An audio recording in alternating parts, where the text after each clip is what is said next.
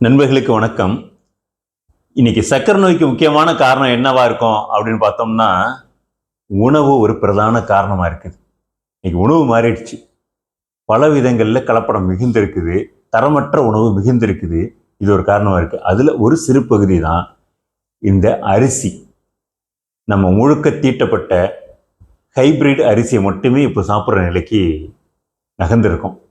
அப்போ இந்த ஹைபிரிட் அரிசியில் என்ன நடக்குது அப்படின்னு பார்த்தா, அந்த சர்க்கரை உயர்த்துதல் குறியீடு கிளைசமிக் இண்டெக்ஸ் அப்படின்னு சொல்லுவாங்க. அதாவது ஒரு பொருளை சாப்பிடும்போது எந்த அளவுக்கு சர்க்கரை உயரும் அப்படிங்கிறது. வெள்ளை அரிசியை சாப்பிடும்போது இந்த சர்க்கரை உயர்த்துதல் குறியீடு கிளைசமிக் இண்டெக்ஸ் அப்படிங்கிறது 72 இருக்குது. அப்போது 0லேருந்து 100 வரைக்கும் கணக்கு பண்ணும்போது எந்த அளவுக்கு அந்த கிளைசமிக் இண்டெக்ஸ் அதிகமாக இருக்குதோ அந்த அளவுக்கு சர்க்கரை உயர்றதுக்கான சாத்தியம் இருக்குது. அந்த வெள்ளை அரிசியில் அது 72 இருக்குது அந்த குறியீடு. இதுவே மாப்பிள சம்பா, பூங்காறு, கருங்குருவை இப்படியான அரிசி ரகங்களில் பார்க்கும்போது இது வெறும் 52 தான் இருக்குது. அப்படின்னா 55க்கு கீழே இருந்தால் அந்த சர்க்கரை உடலில் இருக்கக்கூடிய சர்க்கரை அளவு உயராது அப்படின்னு சொல்கிறாங்க.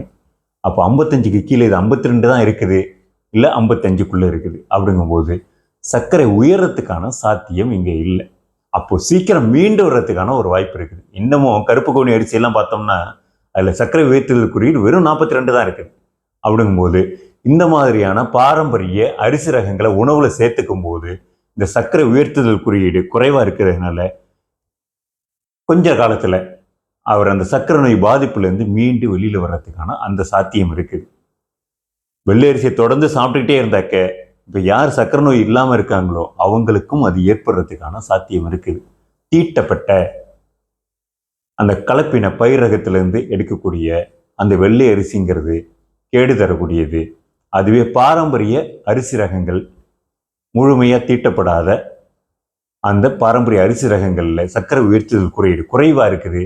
அதனால் அதுலேருந்து விடுபடுறதுக்கான சாத்தியம் இருக்குது இந்த அரிசியை தொடர்ந்து உணவுக்கு பயன்படுத்தும் போது. இது மட்டுமல்ல, இதை சார்ந்து இன்னும் பல விதமான நன்மைகள் அதில் இருக்குது. சத்துக்களும் அதிகமாக இருக்குது. இன்னும் உடலுக்கு நன்மை செய்யக்கூடிய பல விஷயங்கள் அதில் இருக்குது. தொடர்ந்து பேசுவோம். நல்லது.